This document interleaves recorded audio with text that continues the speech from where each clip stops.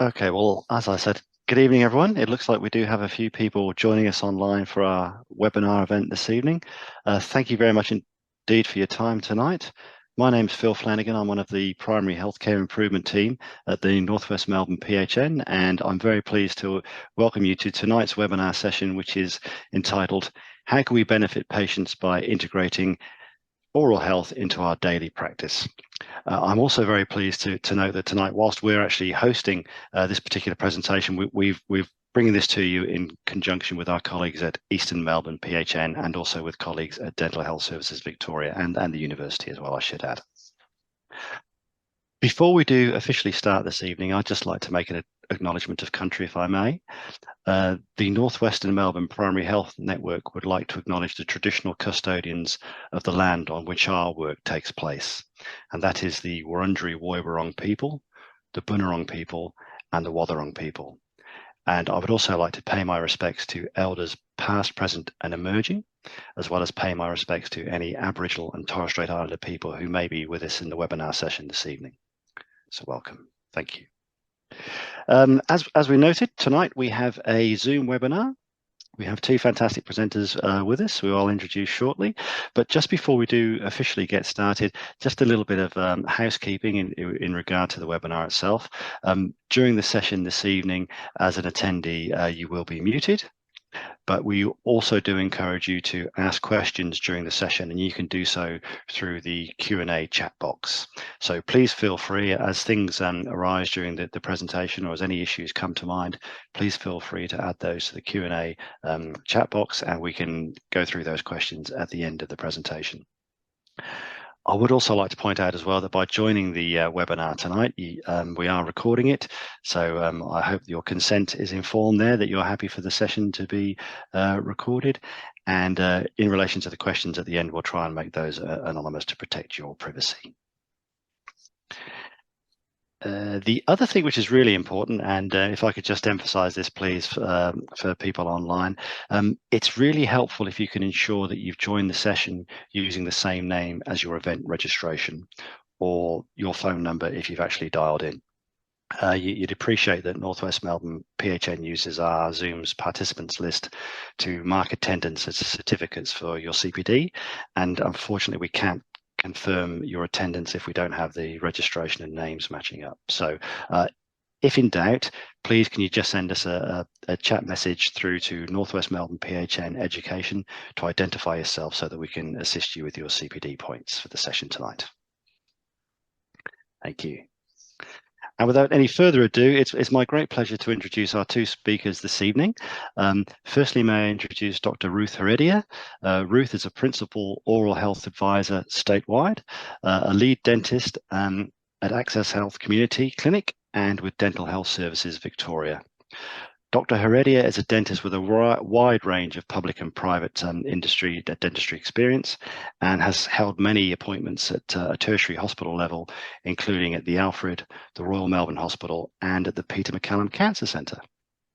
Dr. Heredia is also currently the clinical lead dentist at the Community Dental Agency and works in the corporate body of Public Dental Health, which is Dental Health Services Victoria, the principal statewide oral health service provider. And Dr. Heredia is the oral health advisor for that body. And she does an awful lot of work in relation to clinician engagement, I should say, leadership, and in the development of clinical guidelines and the professional development for clinical teams. So welcome, Dr. Heredia.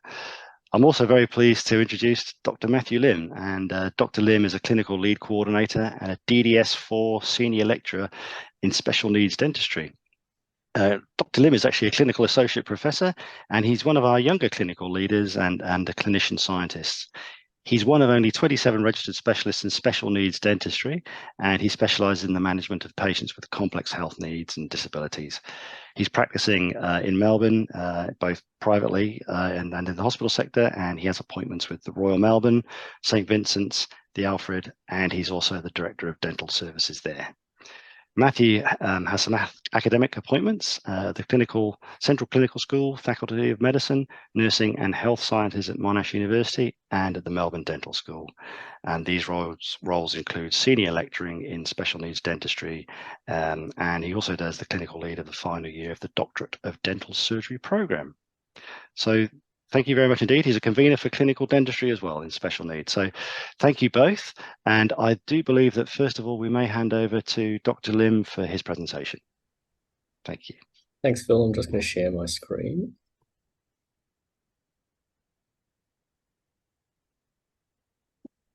Perfect. Hopefully you can see that there as it is. So thank you so much for the introduction, Phil, and thank you to the organisers for the opportunity to be part of this webinar this evening.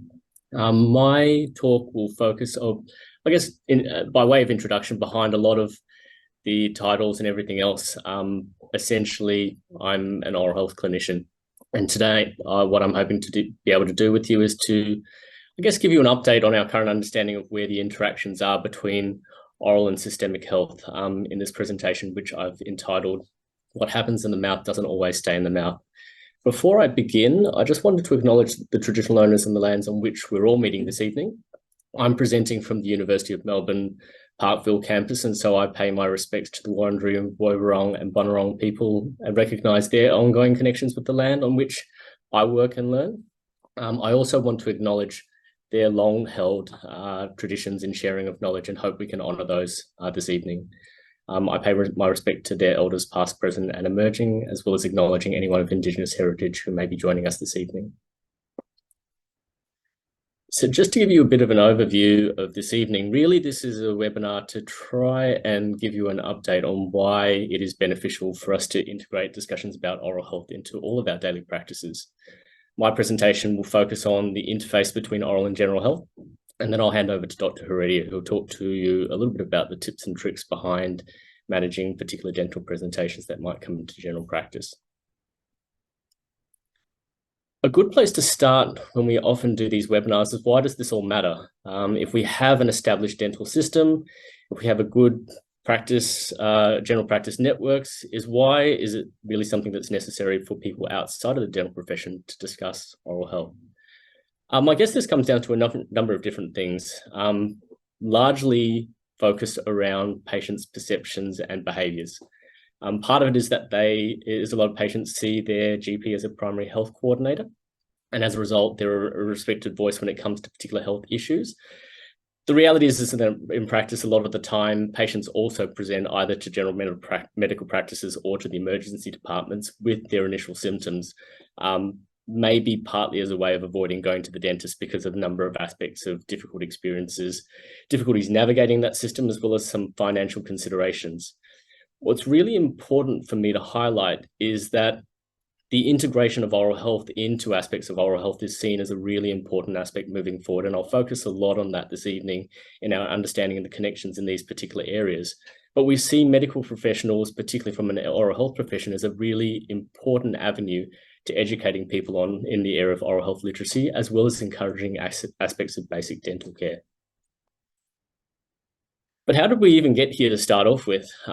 This picture kind of sums up most of that pretty well, is that for a long period of time, because of the perceptions of dentistry, and particularly in terms of full dentures, it really provides an analogy to everything else, is that this idea of being able to take out a set of dentures at the end of the day is very much similar to this idea of being able to separate oral health from the rest of the mouth. The ironic thing is that the whole reason that we moved to that, historically, that we moved to this pathway of full dentures and removal of teeth at a relatively young age was because of the effects of oral infection on systemic health. The reality is that nowadays we see that this is becoming less common. People are keeping their teeth for longer into older age, and what we're seeing as a result is the interactions that are happening within the mouth much more common with the rest of the body. And these are some of the conditions that we have really nicely established pathways and understanding about how they interact or the interactions between oral health and general health. The question that sort of comes to most people's minds is, what is the nature of this particular interaction? Is it something that we see theoretically in terms of these big population type associations that we see often as a result of big population-based surveys? Or do we actually have an understanding of closer and much more nuanced interactions between these conditions? The reality is that where most of our knowledge currently lies in our understanding is in this particular area, in a number of very nuanced interactions that happen at the molecular level. And there are a number of different mechanisms behind this that I'll discuss this evening. But probably a good place to start is from where a lot of this knowledge sort of originated from. And that's really in this very close relationship that we have and that we know between diabetes and periodontal disease. So close is that relationship in terms of prevalence and severity, is that quite often diabetes is thought of almost the sixth complication, periodontal disease is thought of the sixth complication of diabetes. What we often see in this particular environment is a lot of the general health mechanisms in terms of the effects of advanced glycation end products, the changes to microvasculature, the changes in inflammation and immunity that happen on that systemic level and throughout the body, also translating within the mouth itself. And so we know the impact that diabetes has on periodontal disease, but also we're starting to see the impact that periodontal disease can have on diabetes, in particular in relation to the risk of significant diabetic complications, as well as in relation to the impact that it can have on metabolic control and glycemic control within the body. I've talked a little bit about the pathophysiology that in understanding how diabetes exacerbates aspects of periodontal disease, but what really happens the other way around? In order to do so, I need to take a little bit of a step back and revisit sort of this idea of what oral health is in dental disease. I guess where we start is that often different aspects of oral disease are thought of in the same sense of an infection. And in order to think about an infection, we need to think about a pathogen and a susceptible host. So within the mouth, when we're thinking about that, the pathogen or the bacteria that we're thinking about is the plaque or the biofilm. That's kind of that white stuff that we see building up on our teeth. This forms the basis of the two most common dental conditions that we see.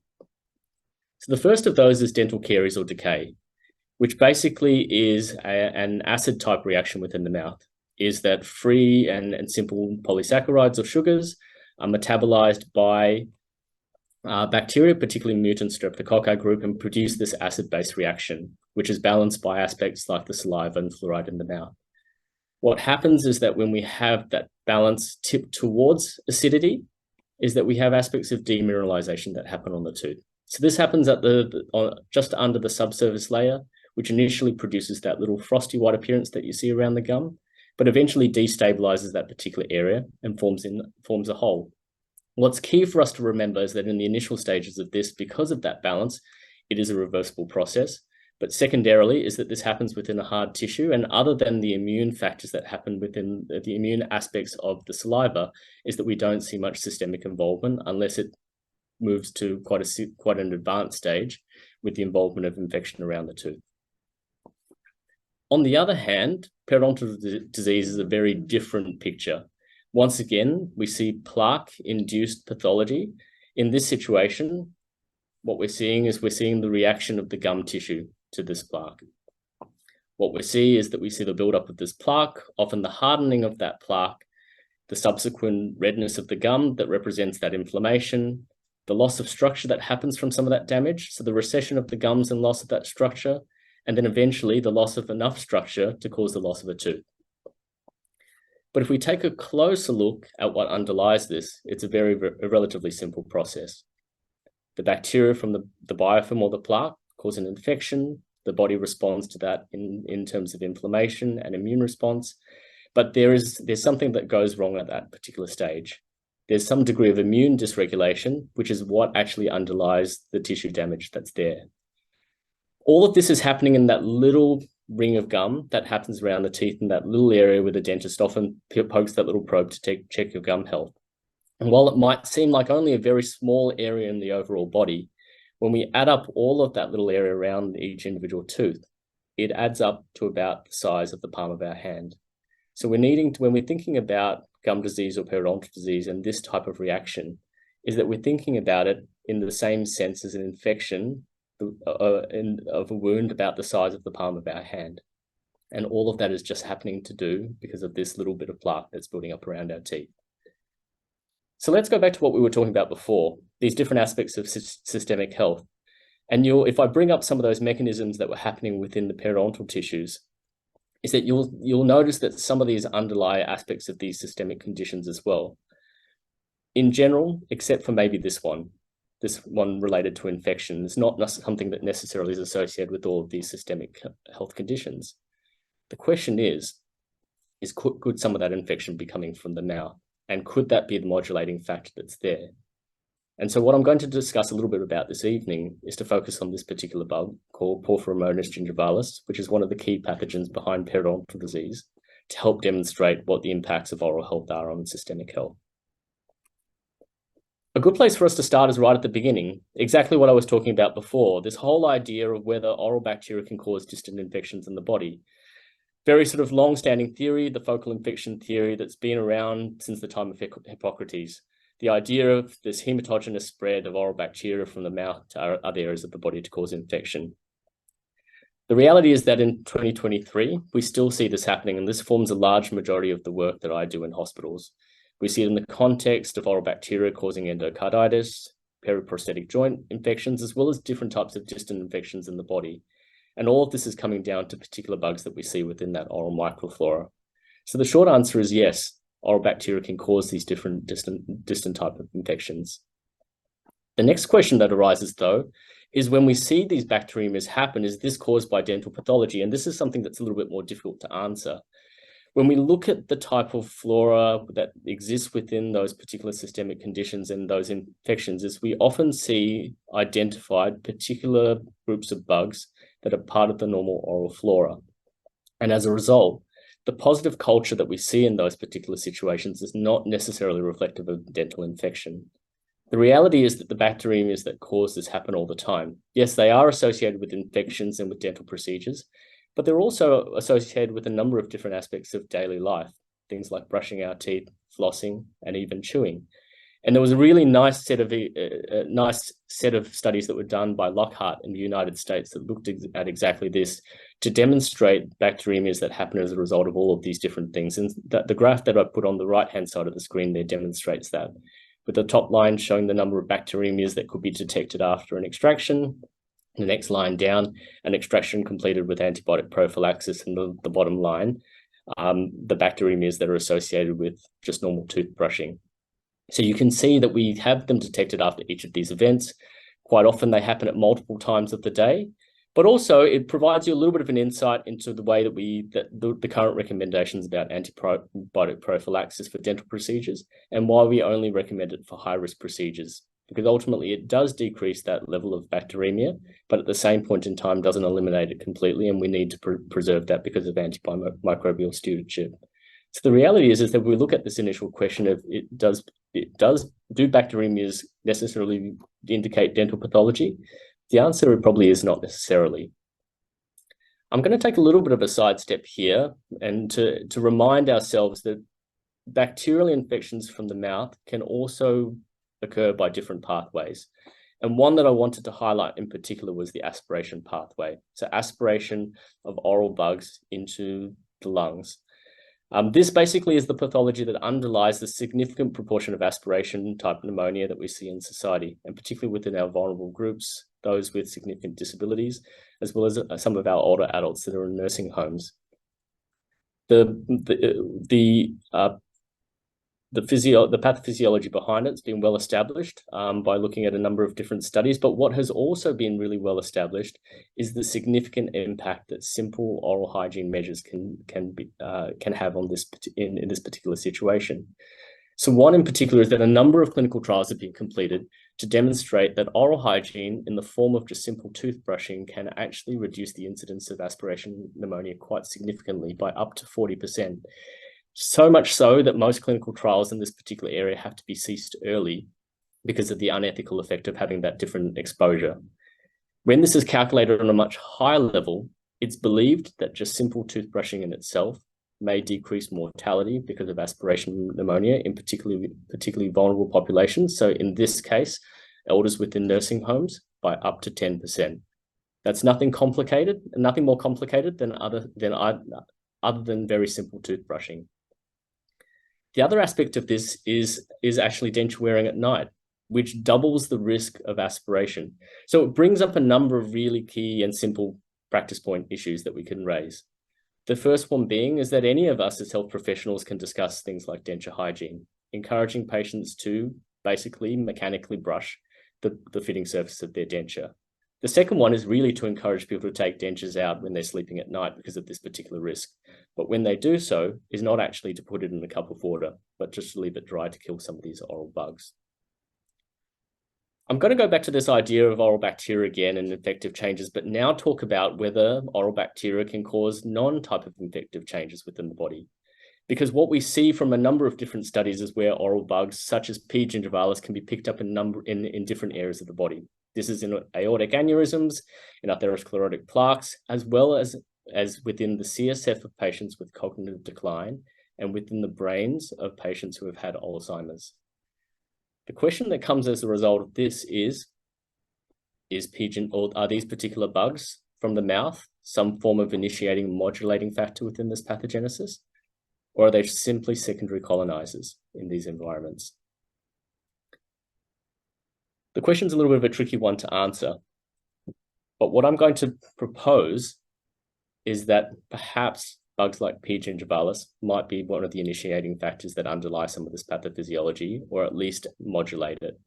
And I think that this needs to take us a step away from thinking necessarily about disease in its normal form and actually moving our school of thought to something about the role that microbiome happens within the general immunity.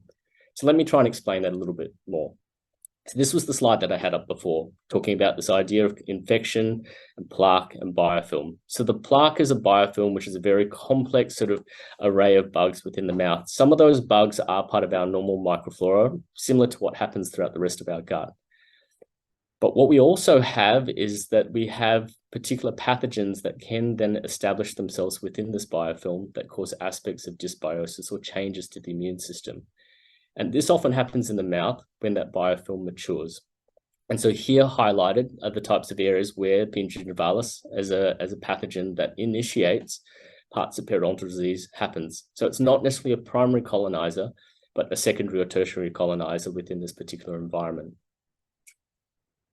So if we're thinking about it in this particular setting, is that what we might be looking for is what are the types of changes that P. gingivalis can cause in the rest of the body. And a lot of them sit in this area of immune dysregulation and inflammation, and there are several of them. I'm not going to go through all of these tonight, but I'm going to try and provide you some examples in which we know that this is happening. So probably a key one for us to go through is the idea of atherosclerosis, given the impact, the significant mortality that's associated with things like cardiovascular disease at this point in time. We know that the pathophysiology behind this is very multifactorial, but one of the factors are that we see this increase in inflammatory markers across the body. What we do have evidence for is that the inflammation that we see from the mouth is also exhibited in the rest of the body in situations like P. gingivalis. Not unexpected that we have pathogens within the mouth, and as a result that we might see increase in inflammatory markers like the circulating cytokines as well as C-reactive protein. And it's not, and really this is part of the mechanism that we believe underlies the doubling of risk of stroke that happens with periodontal disease, the quadrupling of the risk of preterm birth that exists with periodontal disease, as well as some of the pathophysiology that we see behind some of these other conditions. What's a really important factor to notice, though, is that we actually see a reduction in a lot of these markers when patients have very simple periodontal therapy, and that's as simple as having a clean.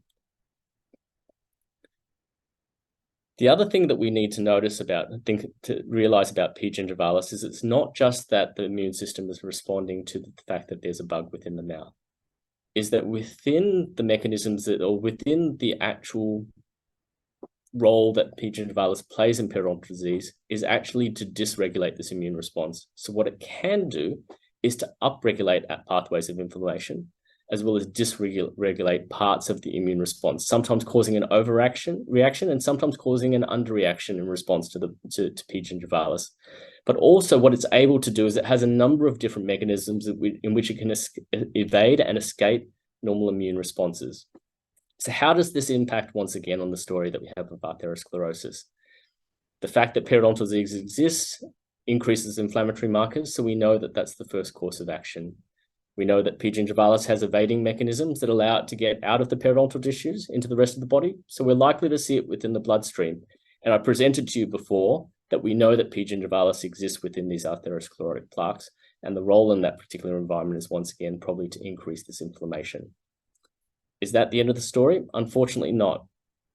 What the next mechanism that we see that P. gingivalis can be involved in is what we call molecular mimicry. All cells in the body, or the vast majority, express something called heat shock proteins. These are basically proteins that have been preserved throughout evolution that produce an immune response. Often what it's used for in the body is as a protective mechanism when the host cells are expressing stress, but can also have a toxic effect when it's overexpressed. Why does this matter? Because on the surface of P. gingivalis exists an antigen called the Groal antigen. And there are 60% of the peptides within this that are similar to the heat shock protein that we found in humans, and particularly on endothelial cells. So there is the high likelihood that antibodies that will be produced against P. gingivalis will also react against endothelial cells.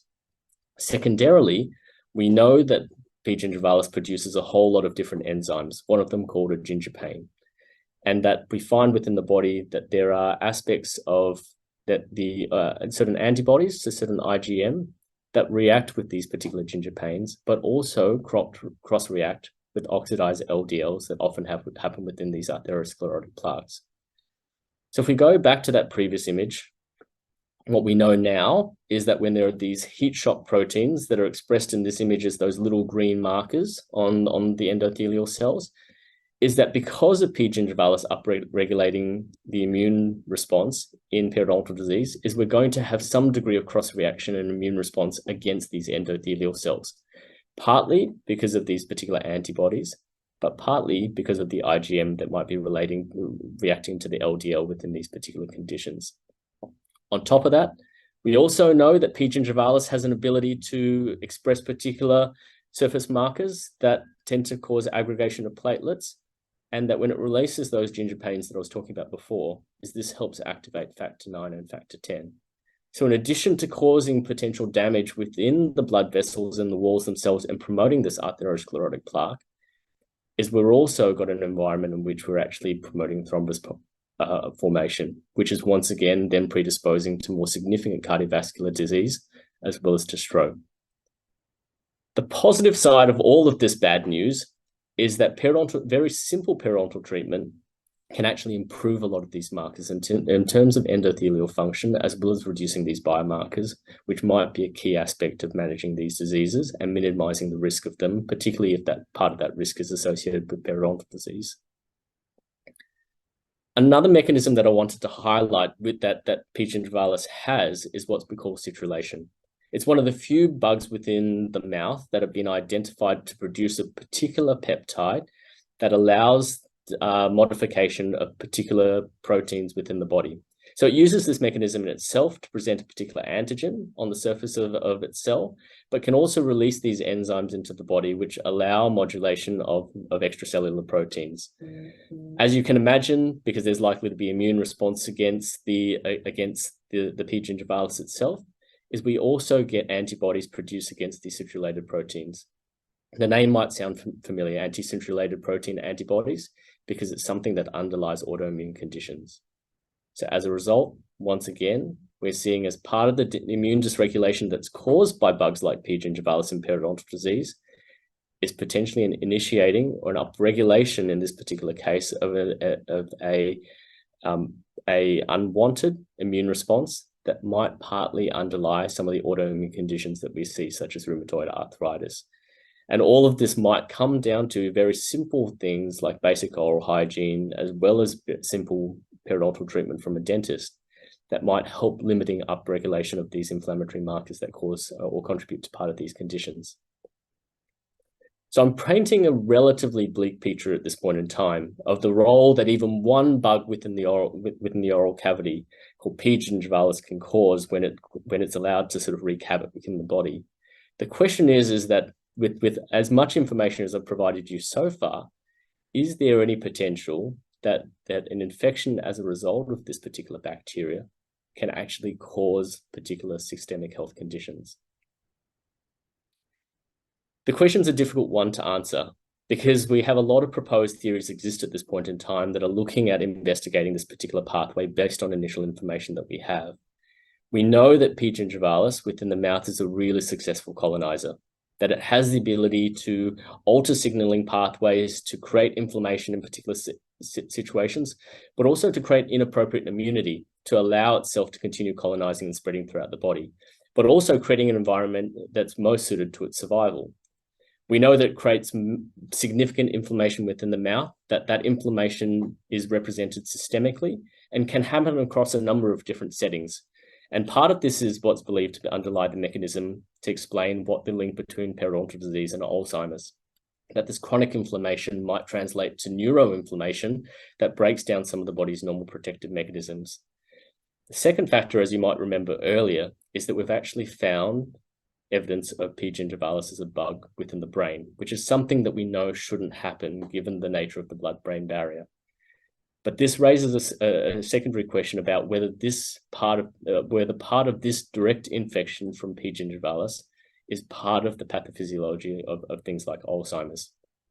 It really raises the question of whether a bug like P. gingivalis, in what it does to cause periodontal disease indirectly, partly by initiating these irregular immune responses, but also, I guess, promoting aspects of tissue destruction that are created by the body, can replicate this type of behavior elsewhere in the body. Scarily enough, we actually have some evidence behind some of this. We see this within the heart already in the increased risk of myocardial infarction, where we've been able to demonstrate the direct effect that P. gingivalis as a bug can have directly on the myocytes in promoting apoptosis through enhanced oxidative stress, as well as by exacerbating that inflammatory response. We can also see it as a significant risk factor when it comes down to things like oropharyngeal and esophageal cancers, where P. gingivalis releases particular enzymes or has mechanisms to dehydrogenate ethanol from alcohol to the carcinogenic form of acetaldehyde, thereby forming part of that pathophysiology. The question comes back to that initial point that I made about infection needing a pathogen and a susceptible host.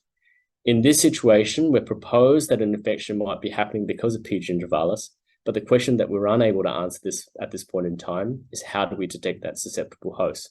And this will be really the key space to keep a watch out for in the next decade or so as we move into space of looking at particular biomarkers that might not only explain why particular individuals are more susceptible to periodontal disease in the mouth, but also what it may underlie why particular individuals are more susceptible to the effects of things like P. gingivalis in the rest of the body. So what does this all mean when we draw this back to the takeaway messages that we might have in relation to oral health? As much as our patients might often like to explain and believe there being a strong genetic component behind the decay or the periodontal disease that they have, the thing to remember is that these conditions are theoretically entirely preventable because of the nature of them being initiated by the dental plaque. But I think that what we need to do is we need to stop thinking about these things in the terms of infection. Yes, they involve bugs, but ultimately oral conditions such as decay and periodontal disease are much more like chronic diseases. They're much more dynamic in the nature of what's there, and as a result, they need to be managed from that point of view. We need to take a step away from necessarily thinking about them being the surgical approach of doing a filling or having to do surgery or significant periodontal therapy, and thinking much more about the need to discuss risk factors from varying points of view. And this is really the space in which primary care physicians in medicine are really well placed to do that. Yes, there is a particular aspect, a role for professional dental care, particularly in detecting early disease, which is reversible in this space. But once again, it's a shared responsibility that I think we need to take on, given some of the examples that we provided this evening of the cross interaction between oral health and general health.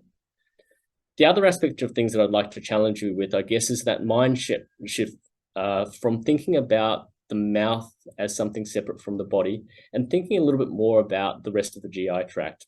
And it's not really unexpected, given that the mouth and the oral mucosa are an extension of that. In doing so, what we need to recognize is the importance of this aspect of the oral microbiome, recognizing that there are commensal bugs within the mouth that are part of health, but also there are particular pathogens that can establish themselves in the more mature forms of this biofilm that are focused towards creating this type of disease.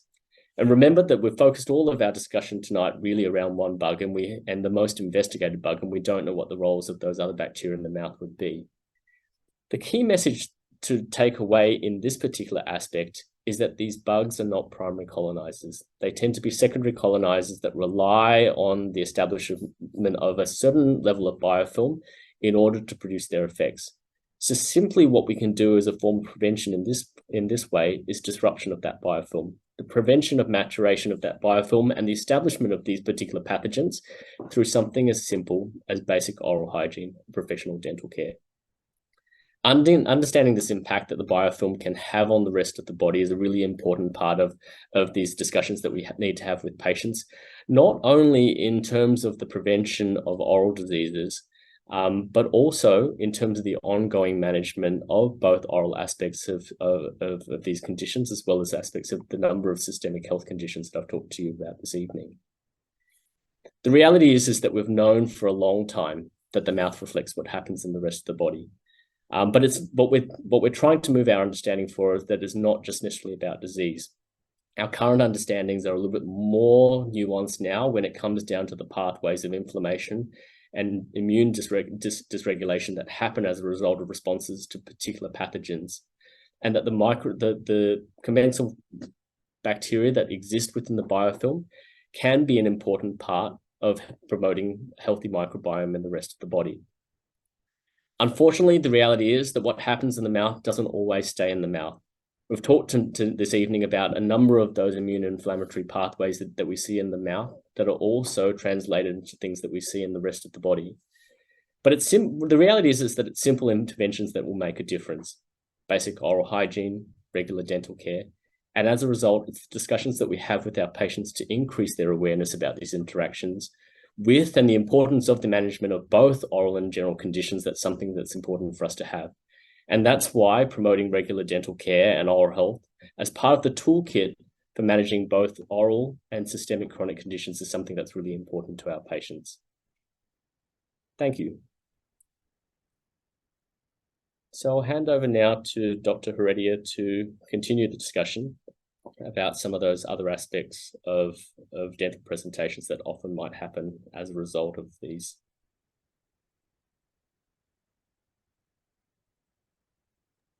Thank you, Matt, for that amazing presentation. You've set the scene really well. Give me a minute and I will just organize my presentation to come up.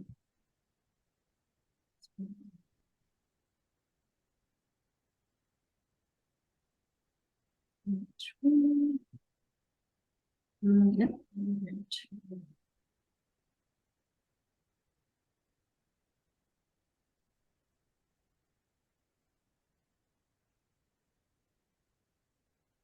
Great.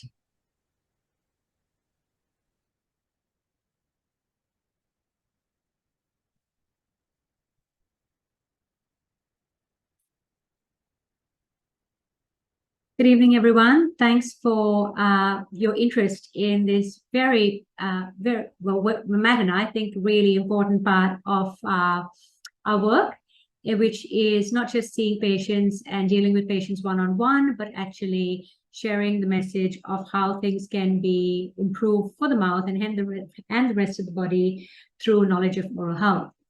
So my presentation is something that is taking you as non-dental professionals just through the presentations that a dentist comes across, learning about a little bit more about dental diseases, about the treatments we give, and the processes of dental disease. So looking at it more from a clinical rather than microbiome point of view.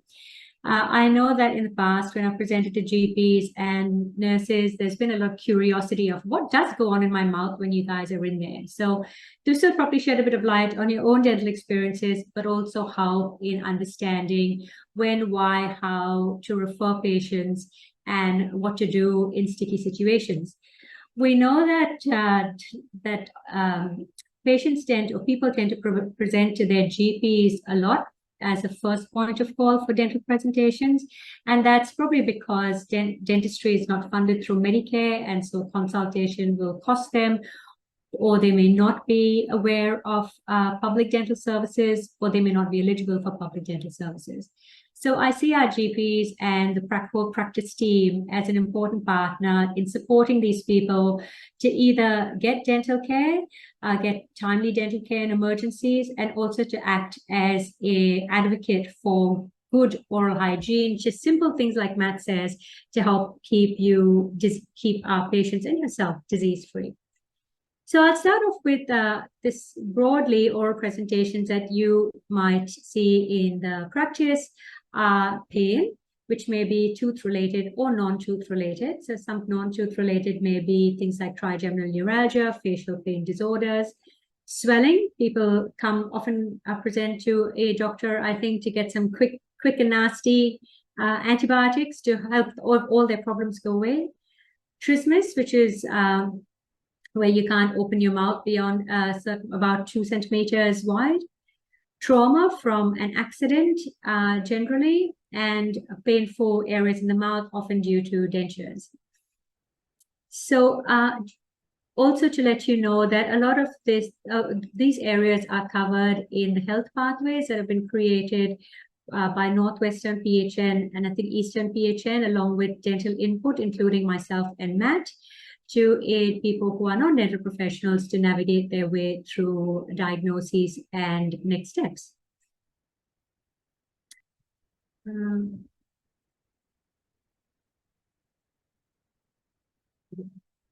So going through the common oral diseases that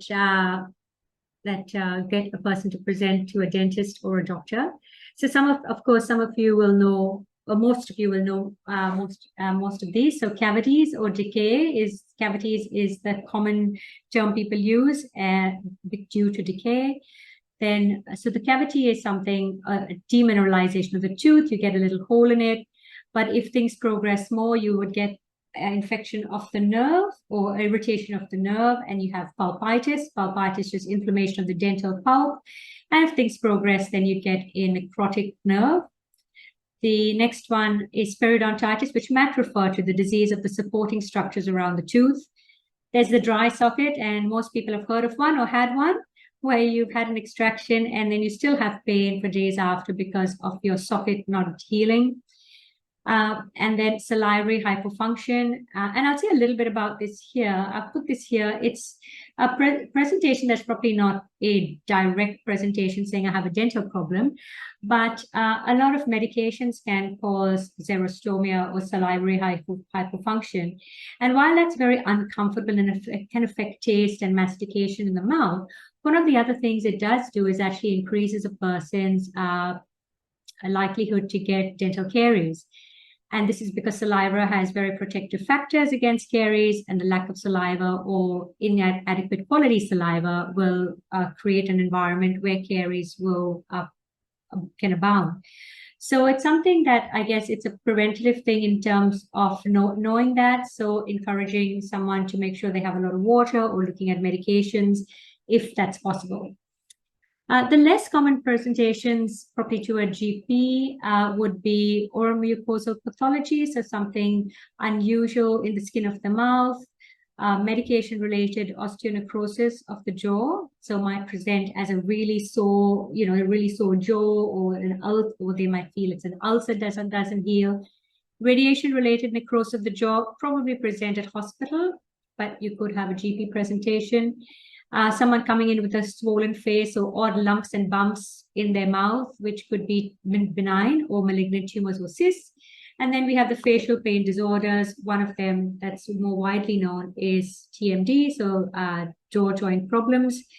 And there's other facial pain disorders. And then sinusitis, which is not a dental disorder, but the symptoms mirror maxillary toothache. And it's often that a dentist can't actually find anything wrong with those maxillary teeth and can send the patient off to a doctor to say, we think it's perhaps sinusitis, so to check that out.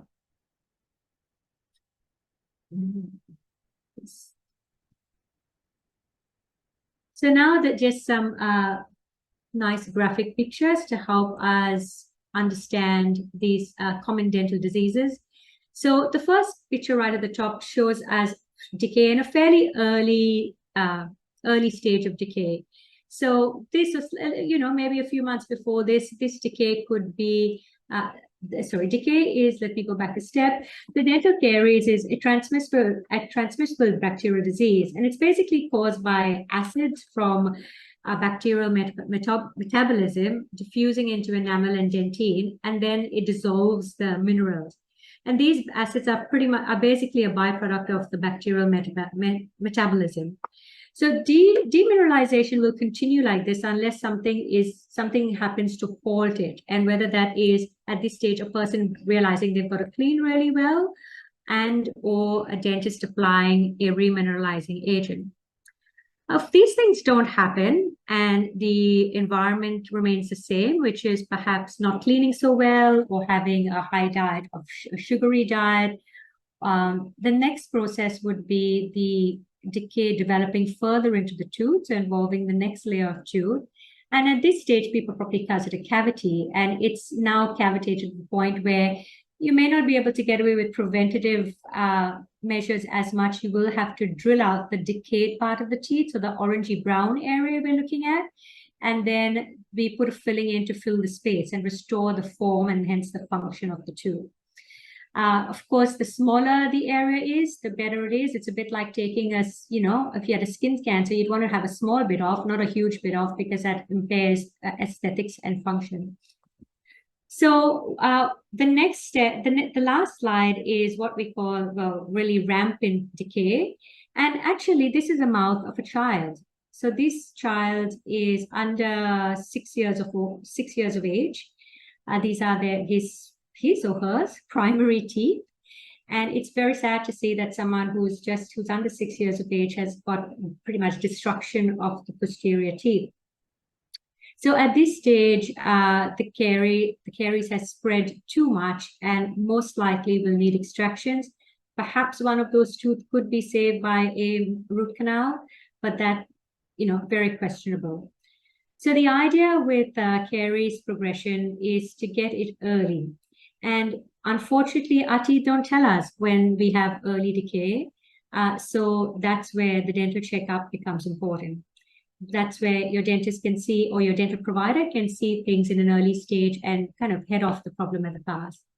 So in the last picture, this person will probably be experiencing some level of pain. And unfortunately, being a little child will be very interesting and challenging to remove the teeth in the chair, and they might need to actually have a general anesthetic now.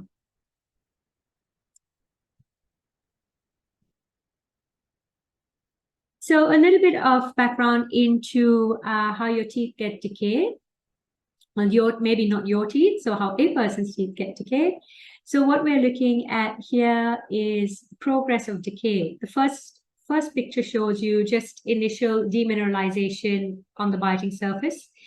If this is not halted in some way by better cleaning or application of a remineralization agent, it progresses it's still within the white portion of the tooth, which is the enamel.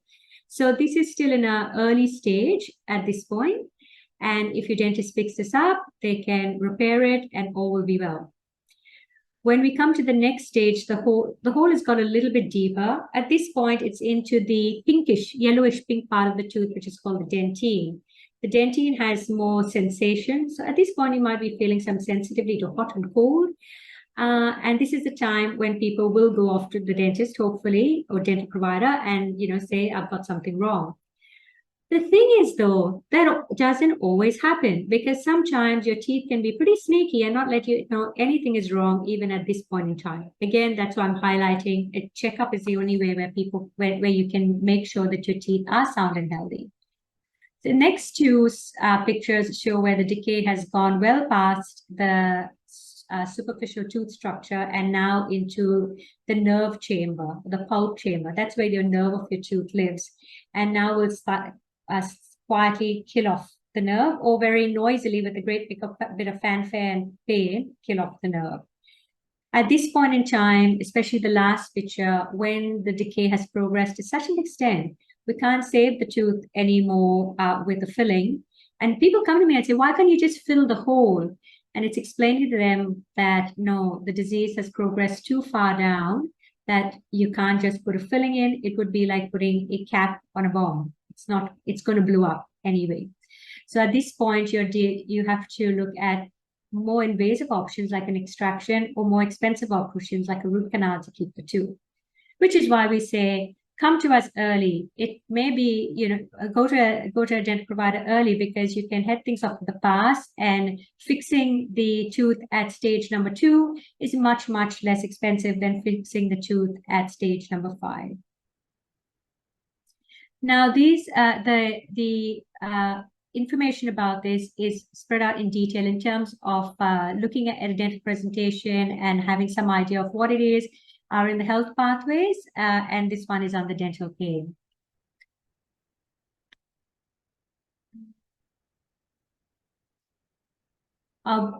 This slide shows us a little bit more detail of how when dental caries enters into the pulpal area, it destroys the pulpal tissue. So this is what root canal treatment is. The dentist makes a hole, or drills a hole in the top of the tooth, and basically that's just taking off all the rotten brown tooth that has rotted away, and then goes into the nerve of the tooth to remove the nerve. So it kind of mummifies the tooth. It takes off all the nerve, infected nerve, and then fills it up with a filling material right in the roots and then at the top.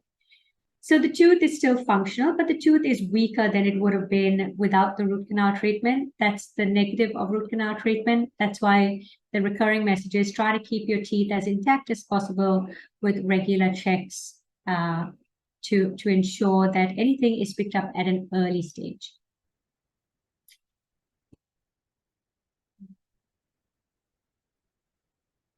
Matt touched on periodontal disease, so I'll just whiz through it. Over here, you see the clinical presentation, two people. There's one person with really white teeth, and I'm sure that looks really nice, much nicer than the one with the yellow teeth at the bottom.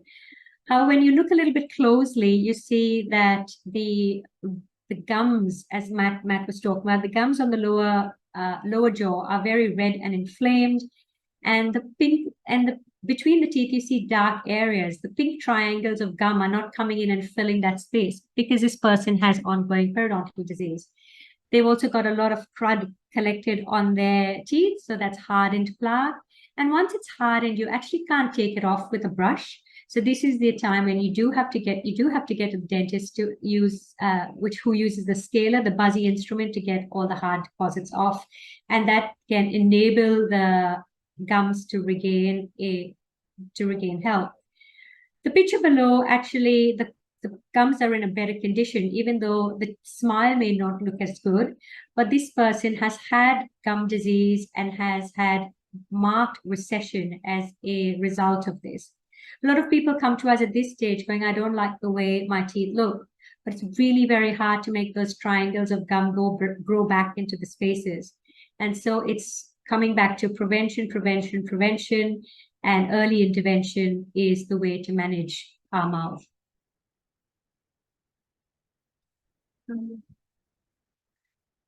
Looking behind the scenes, I'm showing you where progression of gum disease. So in a healthy stage, you would see the bone surrounding the whole tooth. When in the gingivitis stage, that's where your gums get a little bit red and swollen. What happens is there's a bit of inflammation because of plaque stuck there, so the gums react in response to that.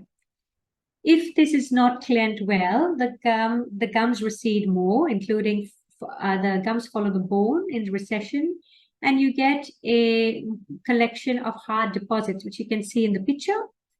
And this is starting to you're starting to reduce support for the tooth.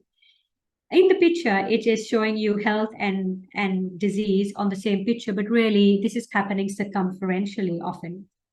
And when we get into moderate and severe periodontitis, you can see that the bone's going to a half or even 2/3 of its height.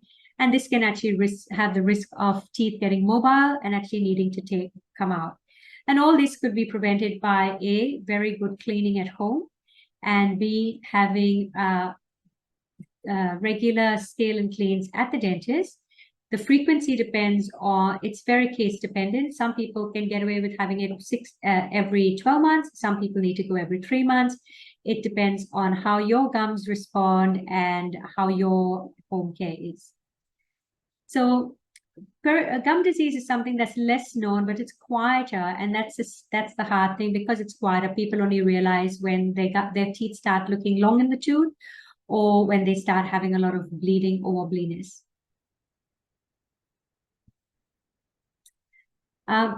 To show the last slide I have on gum disease, or periodontal disease as we call it, is the bone loss. So on the x-ray, the normal bone level, the grainy stuff is your mandibular bone, and you can see the entire roots of those teeth are embedded in bone.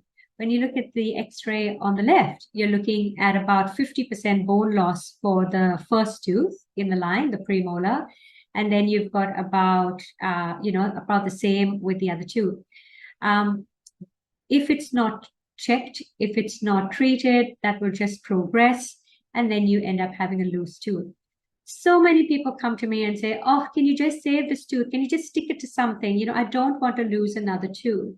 And it's really hard to try to say, no, we can't do anything anymore when the tooth is so mobile that it's lost all its bone support. And then we try to encourage them to have regular attendance, so we can maintain the rest of their dentition at least, and so they can eat and function as they need to.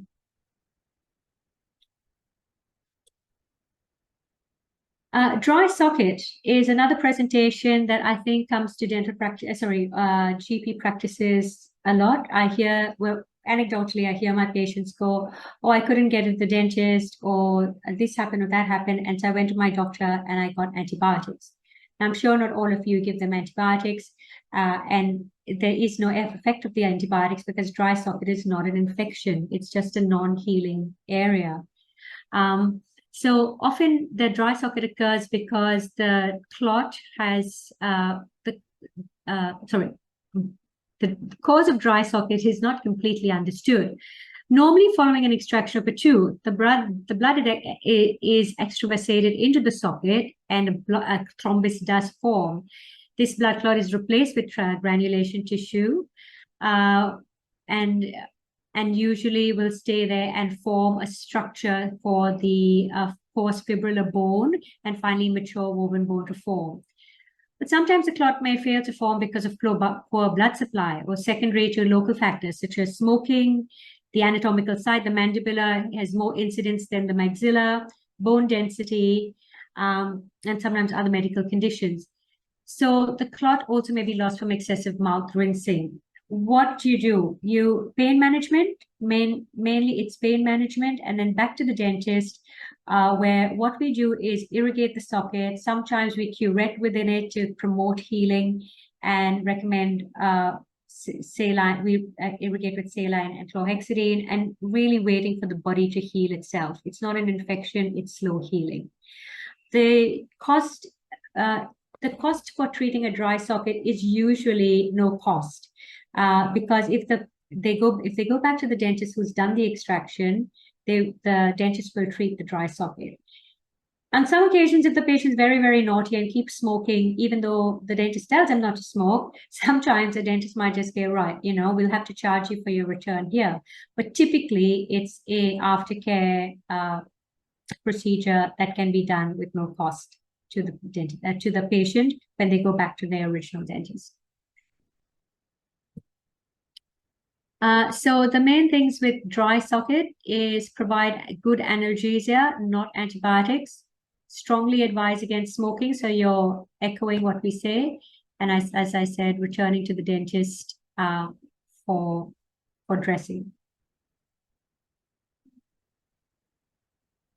So moving on to another presentation that you may see in your medical practice is people either who have MRONJ or people who are going in to have I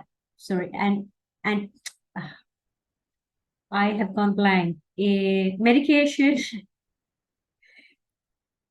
Sorry, I've gone blank. The medication that is used that creates MRONJ. I've really gone blank.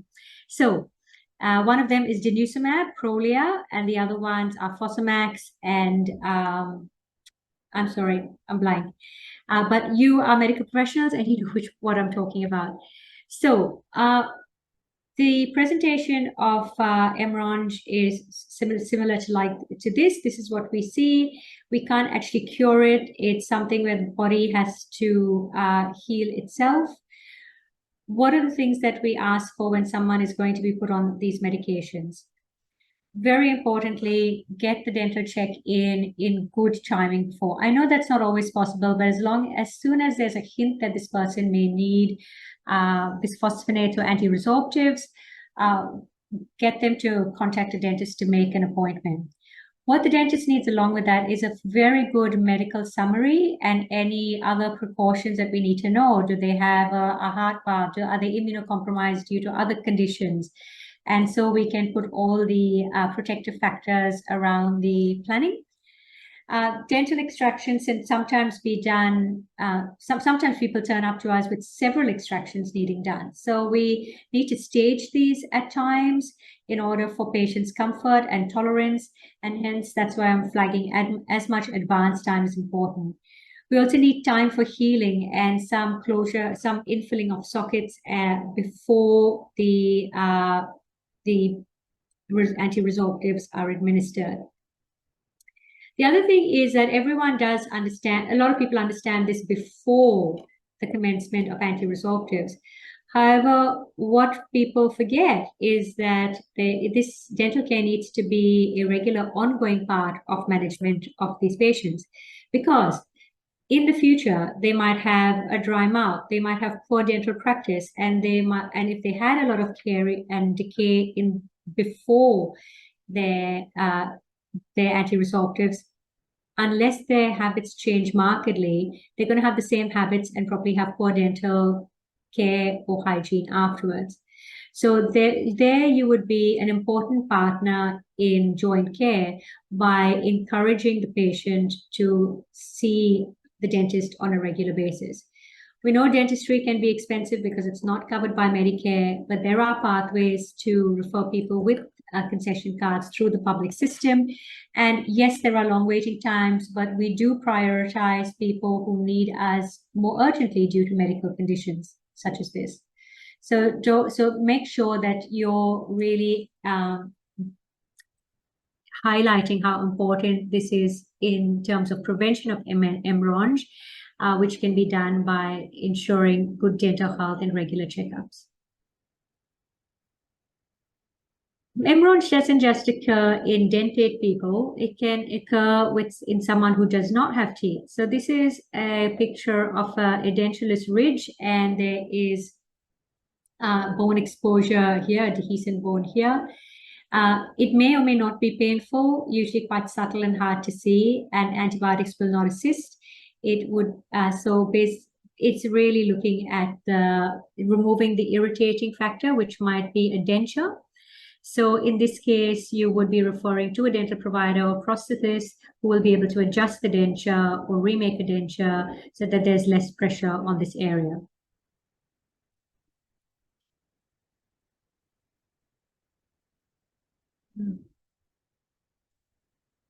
I'll move on to now mucosal presentations. This is another area that will prevent, again, can present to a GP. So these are just a variety of mucosal presentations that can occur in the mouth. Some are benign, some are suspicious, and sometimes even a dentist can't tell the difference, and we often refer to a specialist in the area for a second opinion. Just out of the three, just making comment on the three presentations here, the one at the top is most likely lichen planus. The one in the middle is called geographic tongue. So or glossoptis migrans, which is an interesting benign phenomenon where a person will get these markings on their tongue, which actually keep changing from time to time. So it looks like the world map with little raised areas and depressed areas. It's benign. And the last one is an ulcer on the lateral border of the tongue. This is something that is probably, I would say, is not benign and would definitely need urgent review by an oral medicine specialist or by a oral surgeon.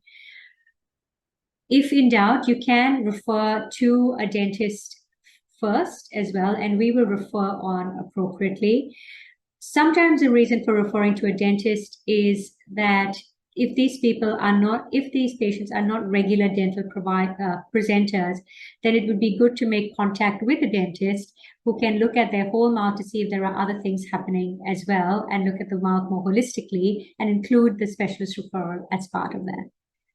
You as a doctor are very trusted by them, and so your advice would be followed, I would say, more than the advice that we give them sometimes. So that leads me on to the possibility of oral cancer in the mouth. So changes in the mouth can look like not necessarily cancerous, can look like white striations. I'm sure you've heard red and white is often a high-risk situation, and these are situations where you'd want to refer immediately to either a dentist, if they have their own dentist who can on-refer, or oral medicine specialist and MaxFax. And these referral pathways are in the health pathways module, so you can look this up. The risk factors are smoking, male, alcohol, HPV infection, and betel nut and palm use. People from the subcontinent, so Indian, Sri Lankan, and some Asian countries still use these or were using these before they migrated here. So these people have a higher risk for oral cancer. I'd like to highlight to you that DHSV, in conjunction with the Department of Health, has created an oral cancer learning hub. It is at the moment directed more to dental professionals, but health professionals and other health professionals can also benefit from it because it talks about broader risk factors. In case of you've got the link there for an oral medicine specialist. The oral medicine department, the Royal Dental Hospital, can be referred to as well, or a private oral medicine specialist, maximum referral. So briefly, this is the oral cancer learning hub, and they're in phase 2, so looking at creating resources for other health professionals. But you can go on there, and the module actually is quite good in terms of showing you different lesions and the likely diagnosis. Antibiotic use. This is one thing that we have a little pet peeve of with in dentistry, because people, unfortunately, what happens is when they attend their general practitioner for help, you are fantastic in supporting them. And then sometimes when there's antibiotics provided because of a swelling, they go off and don't return to the dentist because they believe the antibiotics are going to cause the problem, or rather because they want to believe the antibiotics are going to cause the problem.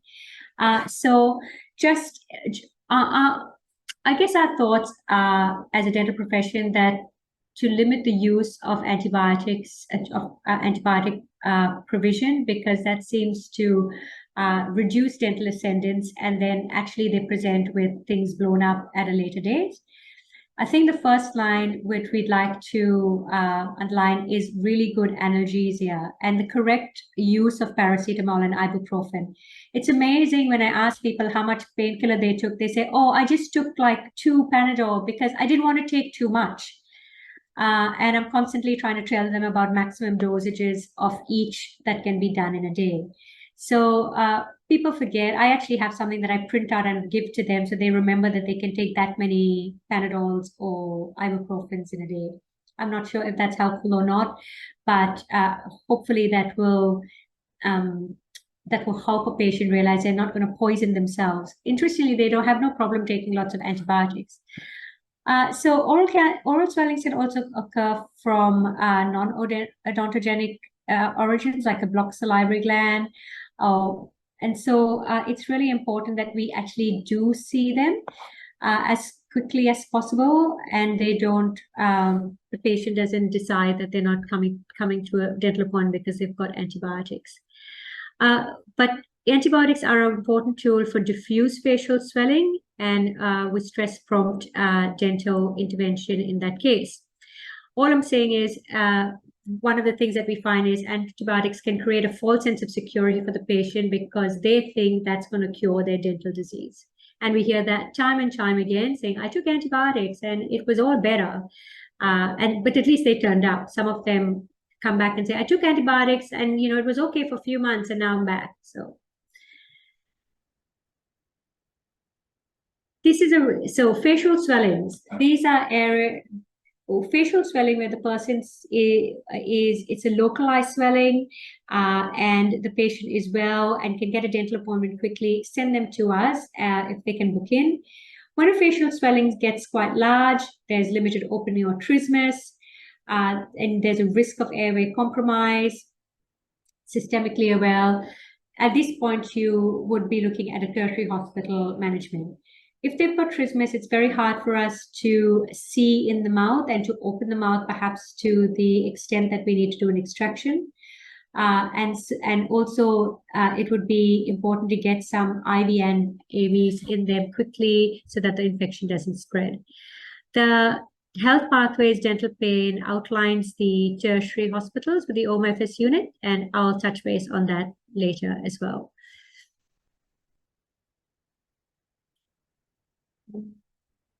So, with dental referrals, emergency dental referrals, if they are highly complex patients, meaning they've got a complicated medical history or some disability that might make it harder to be treated in a dental chair, then consider a tertiary hospital referral.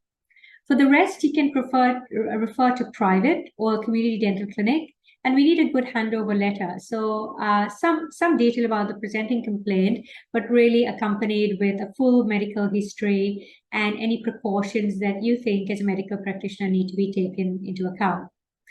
Advice, we'd like to know if you need AB cover or there's a bleeding risk and how we can address that.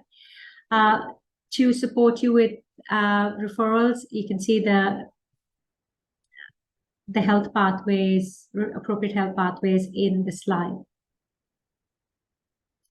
Next one.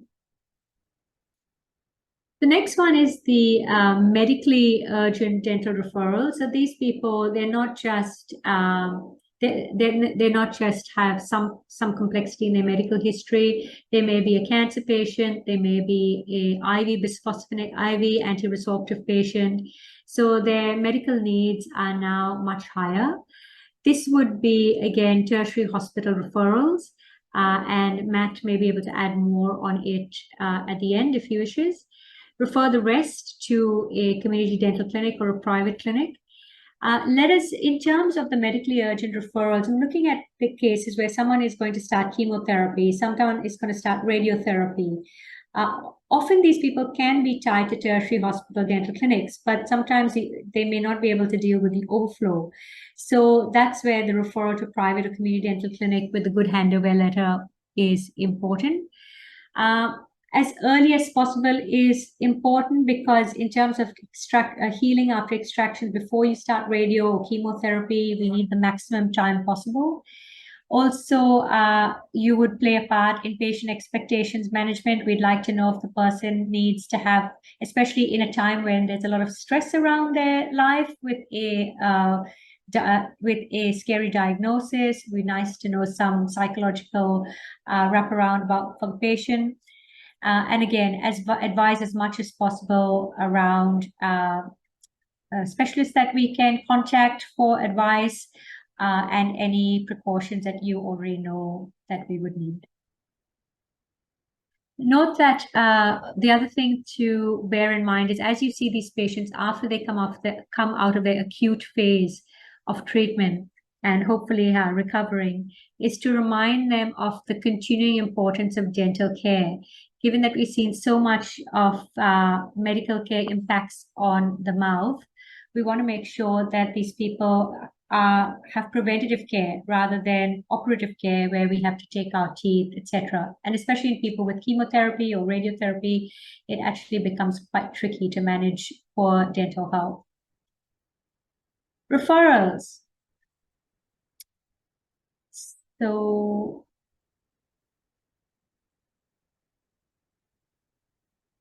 this referral chart was actually created for dental providers, and the relevant section for non-dental providers is the red and the pink. So this is where case urgency is high due to airway compromise, space infections, or complex trauma. So I would advise that any dental problem that is not urgent in terms of facial swelling or airway compromise or high suspicion of oral cancer should first go to a dental provider who can examine this with good lighting and equipment. It's a really and we have dental chairs that can accommodate this. Often tertiary hospitals do not have the capacity to do things like fillings, etc., and more and less urgent dental care. So first step, it would be to a dental provider, whether public or private, and the ones that go to the red and the pink areas would be ones where there is at risk of airway compromise, space infections, or complex trauma. The Use Health Pathways defines your closest community dental agency, and it also houses the eligibility criteria, usually means a healthcare card or pension card for people above grade 6 school. For under grade 6, all children are eligible for public dental care. And one last thing is always good handover means a good medical summary included with the referral and preempt queries around things like antibiotic cover, anticoagulants, and cessation, etc. The last slide is something that you can take a photo of if you wish, and these are the list of tertiary hospitals with OMFS units where you can contact them if you have someone with a spreading dental infection with trismus. They are not for routine extraction, so they will be turned away if it's a routine practice, unless it's at 12 o'clock in the night or something. So this is for the complex patient with a spreading dental infection with airway compromise risk.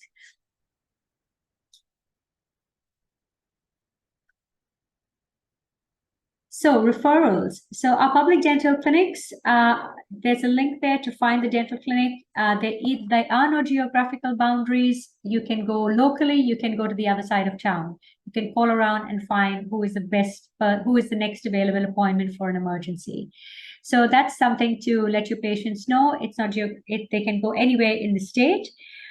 If you are referring a patient, again, a good handover letter of any requirements that the patient may have, and a medical summary.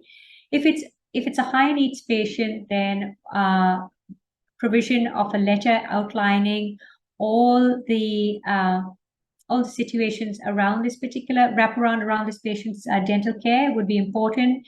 If it's routine care, the patient is waitlisted and will come off a waiting list to get their care done. Just to let you know, why I know waiting lists are known to be very long, but if the person did have a flare-up or emergency during that time, they can contact a public dental clinic for an emergency appointment, whereby that emergency is treated and they stay back on the waiting list for their general care. The Royal Dental Hospital, routine treatment and eligible patients can access no-cost routine treatment in a student clinic. Students are slower, but there's no cost attached to it. So you pay with your time, I say, and it's $30.50 per appointment with a maximum cap. Emergency treatment is also available at the dental hospital, and there's flat sum for non-card holders, which is adjusted at the end of treatment. So it's not $253 flat, it's a sum you pay upfront, and then the account is adjusted as according to how much, what items were done.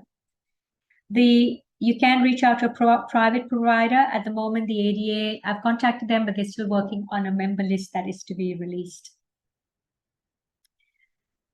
So finally,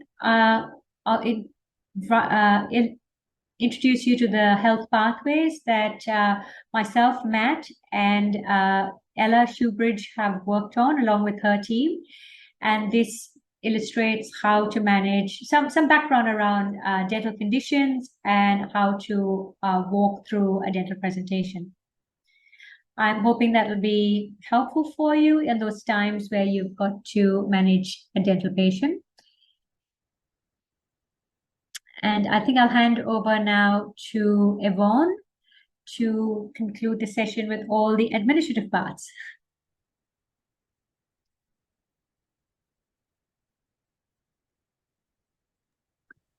Many thanks indeed, Dr. Heredia, and thank you as well, Dr. Lim.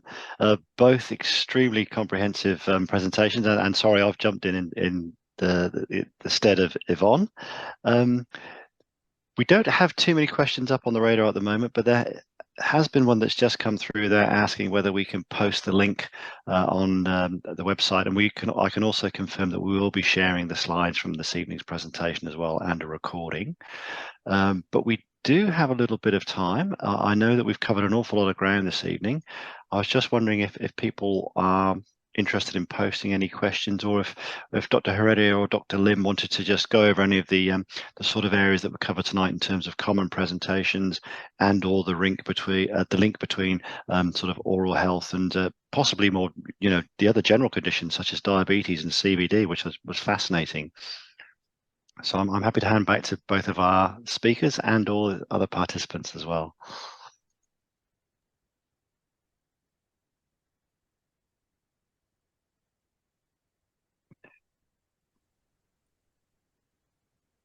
I was just wondering, maybe Dr. Lim, for you first of all, I know you covered a lot of ground in terms of the relationship between sort of like some of those preventable, some of them chronic diseases. Certainly, I think in the broader community, the general public are not necessarily so aware of those potential connectivities. Do you think that's also something that might need to be a little bit more of a focus in primary care as well? Absolutely. I think that there is so much, I think that there's a number of different points that come up from that, Phil. I think the first one is exactly that, is that the more times patients can hear this message from different health professionals is definitely beneficial. I think the second thing to highlight is most of the time when people come to the dentist, they're quite anxious about things. They want to focus on just getting things done. And so sometimes that sort of holds us back from the discussion because we don't work in a normal consultative environment, because someone's sitting in the dental chair. Often what they're focusing on is what they need to get done at that point in time to just try and get through the experience. As a result, is that when people are in the primary care sort of setting and able to have those types of discussions, it's something that's very easy to thread in there. Is that, when we're talking about someone, let's say in their diabetes and their diabetic control, it'd be something that's very easy to work in and to say, well, actually, there's a connection with oral health and particularly with gum disease. Have you noticed problems with your gums? Have you been to the dentist regularly? Because we know that that's something that might help out with that, with bringing down your HbA1c slightly. And as a result, maybe it's something good to do. But I think that the third aspect of that is then what Ruth was talking about in her talk, is understanding where those pathways are. I think a really big barrier that still exists now in 2023 is how patients can navigate the actual different dental settings because of the nature of the split between public and private, and the barriers that are associated with that. So sometimes having a basic understanding of where those tools exist online and where you can direct patients is a really important part about things. The only other point that I would probably raise before I sort of hand back to you is that if as a doctor or a nurse you identify that a patient is coming in with a particular problem and you think that this is exacerbating aspects of their health, is that often you can write a referral directly to a dentist, particularly if they have a healthcare card or pension card and they want to go to a public dental clinic. Often if that's addressed to a senior dentist, and you can find all those details of the clinics online, if you address that to the senior dentist, it will often bring up a priority appointment for that particular patient. So they'll be treated like they have a particular, a swelling or pain, because what you're highlighting at that point in time is the significant impact that might be having on someone's health. And as a result, they'll be prioritized over some of the long wait lists that we know that do exist. So I think that those are some of the really key things that sort of draw this together about how we can implement this into practice, and actually how important it is for oral health to be discussed outside of the actual dental setting sometimes. No, that's great. Thank you very much indeed, Dr. Lim. I appreciate that response.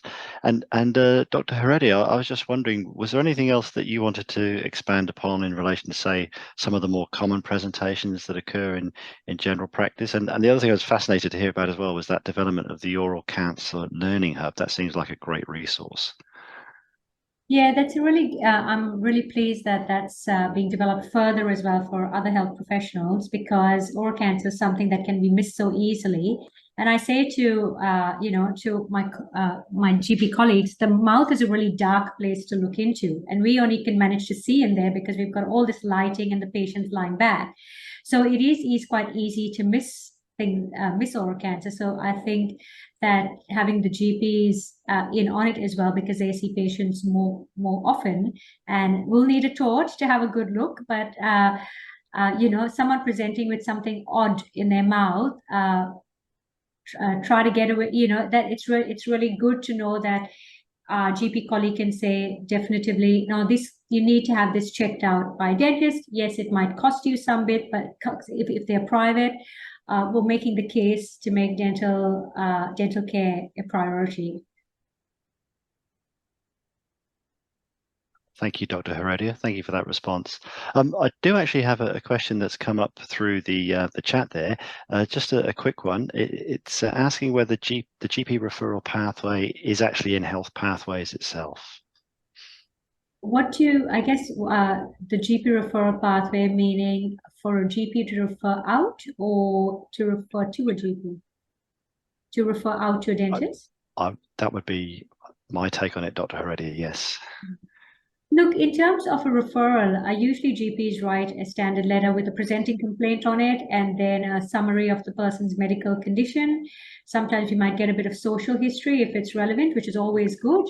And as Matt was saying, a letter written like that addressed to a senior dentist of a community dental clinic, well, actually, it's speaking clinician to clinician, we get it. And so it's more likely to go through administrative barriers and go, right, this person really needs to be seen now. Or if we see, well, actually, when we're looking at it, this is not an urgent case, we can correspond back with the GP going, this person can be put on the list, or etc. And, we've triaged them. So senior dentists will often make sure these clinical decisions that are made sound clinical decisions, and the patient is cared for in whichever way is appropriate for the patient and within the system. Oh, that's great. Thank you, Dr. Heredia.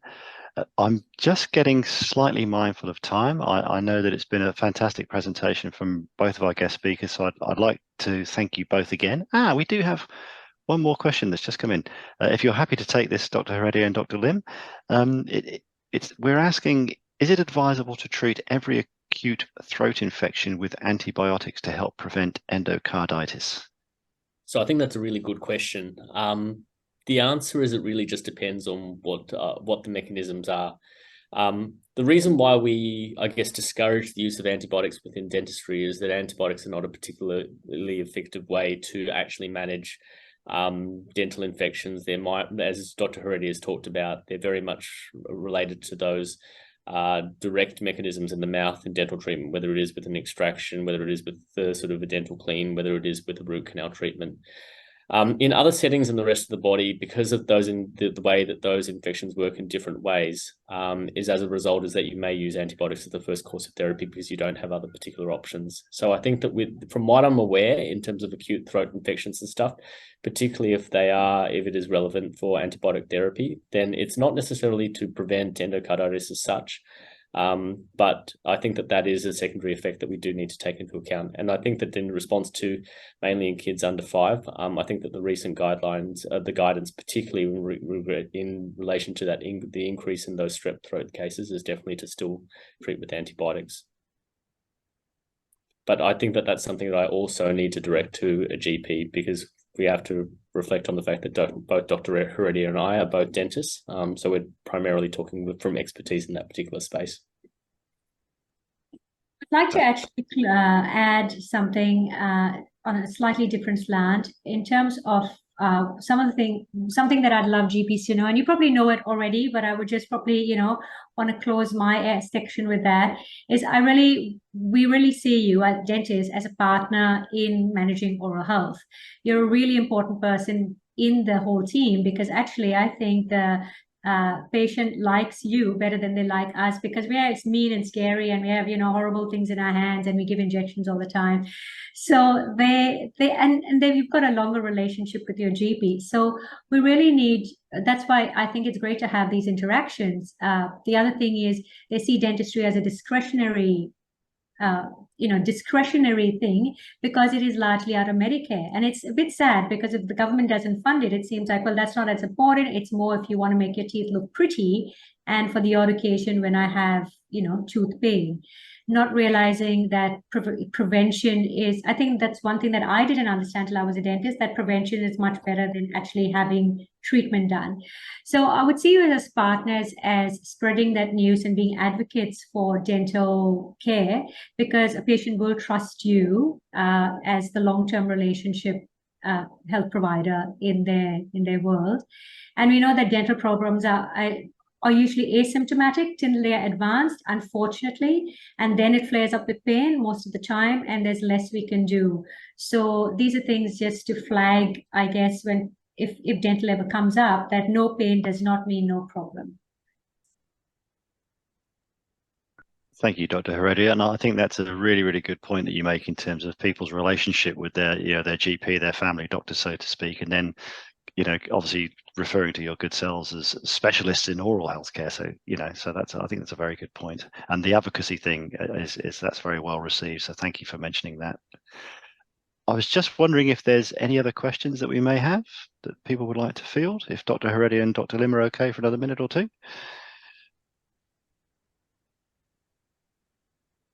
But as I say, I'm mindful of the time. I'd just like to thank both our presenters again. And just in terms of the slide that we have up at the moment, it's just a friendly reminder to say that participants will get a post-session email within a week or so that will include the slides and the resources discussed during this session this evening. And we'll also make sure that we get the attendance certificates out to you within the next 4 to 6 weeks with the ROCGP CPD hours included. We've got some information there about further events that we run, and as we noted earlier, this session was recorded. And again, thank you both Dr. Lim and Dr. Heredia for pointing us in the direction of other new resources such as the Cancer Learning Hub. And I do have one quick there. Oh, that's from your good self, Dr. Lim. Mm-hmm. Did you want to add anything to that?